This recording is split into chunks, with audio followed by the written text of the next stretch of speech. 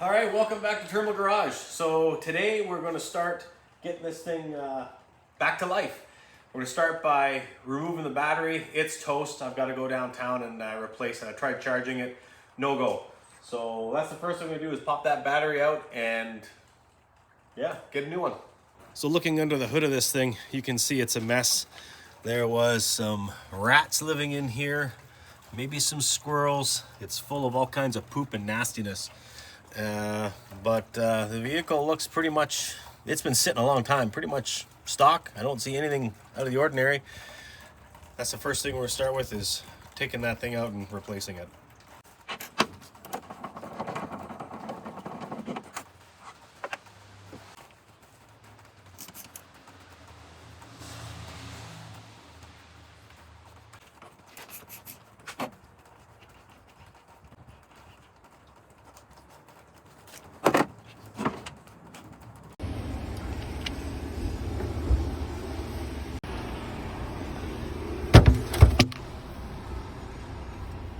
All right, just installed a new battery. Check the oil. The oil is actually pretty clean and it's full. And although this doesn't have a key, the tumbler does turn without it. So I'm actually gonna be able to try to start this thing. So I'm gonna set the camera up and then we'll see if this thing runs. Fingers crossed.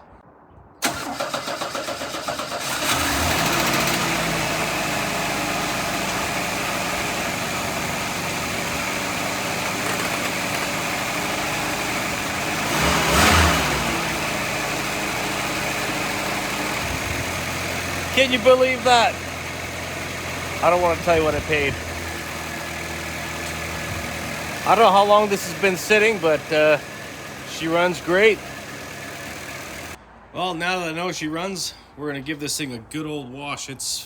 Get the pressure washer out. There is tree stuff in the back. There's squirrel stuff in the engine compartment. There's mold in the interior. And we're going to start the cleaning process. All right, I've had a little bit of a setback on this little truck.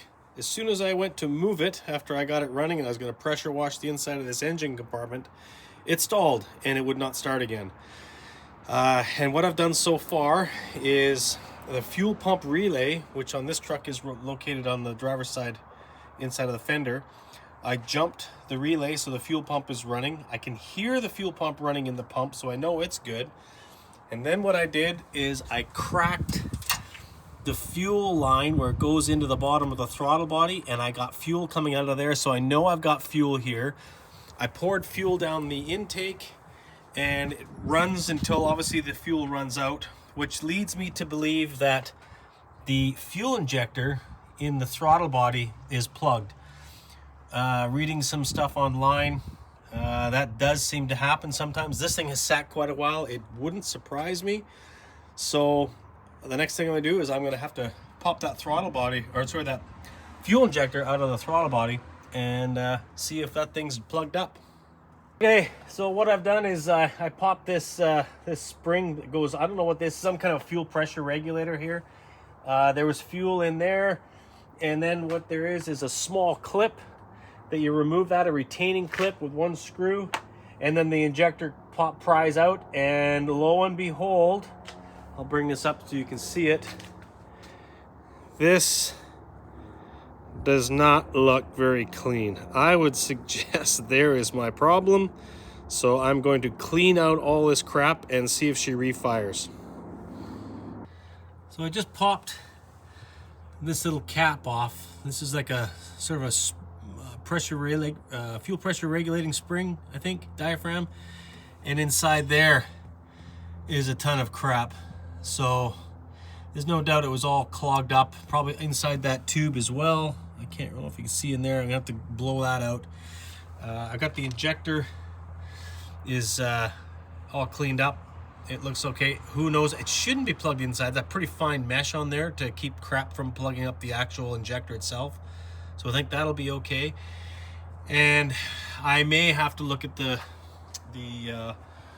fuel filter. Although I am getting fuel coming through, that filter back there could also be plugged up. Look at the crap from that squirrel. There's peanuts in here and all kinds of crap. I can't wait to get this thing pressure washed out. Anyway, I'm gonna clean this up, put it all back together and see if she starts. All right, I got to put it back together.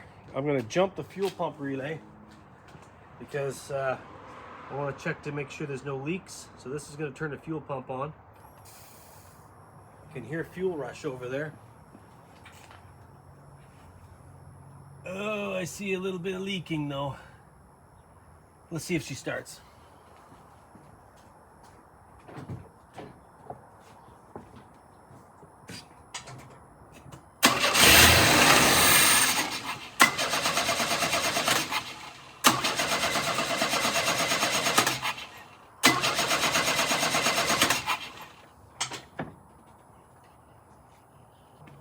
It did start for a second there. I think that's just a bit of fuel that ran into the throttle body.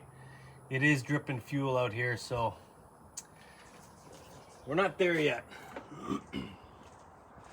I'll have to look at this gasket here. It's leaking where this gasket goes. All right, it's running. I had to reseal the diaphragm on the fuel pressure regulator, and that seemed to solve it. It's running rough right now because I've got some open vacuum lines and the air filter's off and there's a couple of other things disconnected, but it's working. So let's throw it all back together and we'll see if we can start cleaning this up.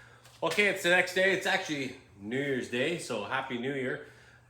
This truck is throwing some curveballs at me. So it does run. It runs good.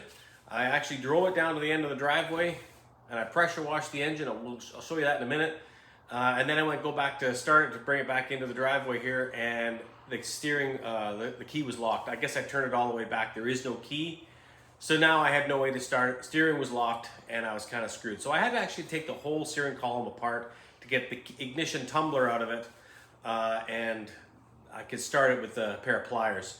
I'm gonna get a key cut for it, but I probably had to pull the tumbler out anyway. But it's been a right pain in the butt. It's been fighting me. I didn't get it on film because it was pitch black. I was working with a flashlight. So anyway, so what we're gonna do today is I'll show you the engine and I'm gonna start pressure washing the back of it. And then we're gonna just start getting this truck cleaned up because it needs it.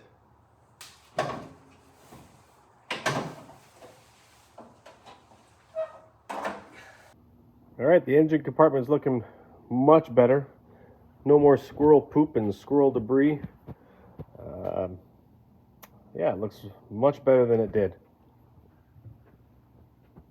This is what it looks like inside after I went ham on this thing. This truck, this is what you call a bare bones truck. Not only is there no power windows, no power door locks, no power anything, it's an AM radio and there isn't even a cigarette lighter. This is, and unfortunately I don't have a glove box door. I'm gonna have to try to find one for a record, but this is as bare bones of a truck as you could ever get, which is actually, I think it's pretty cool. So anyway, we're gonna start to clean up this crap here.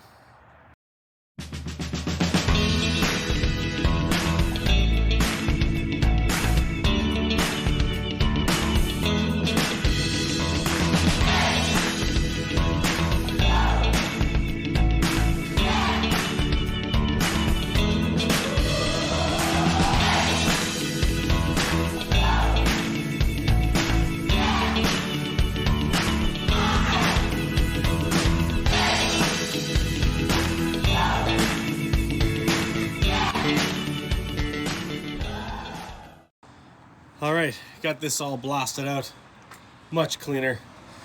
I love pressure washing, something satisfying about it.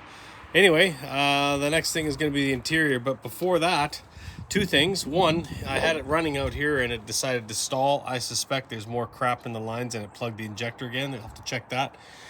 And being Canada Day, or sorry, not Canada Day, New Year's Day, the polar bear swim's happening, so it's time to go to the polar bear swim.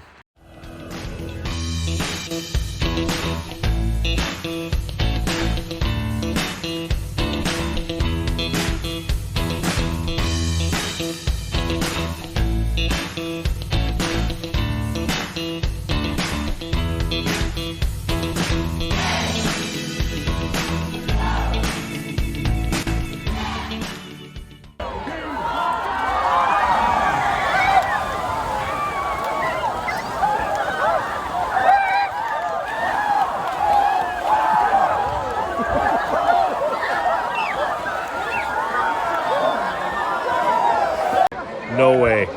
Never gonna happen. All right, got this thing running again. I think it was just wet.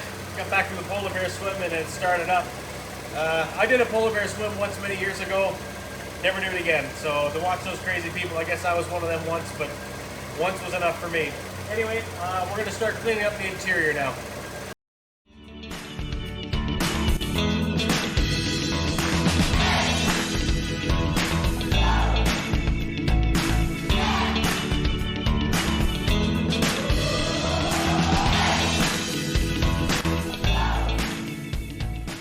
That's just a quick clean, much better looking.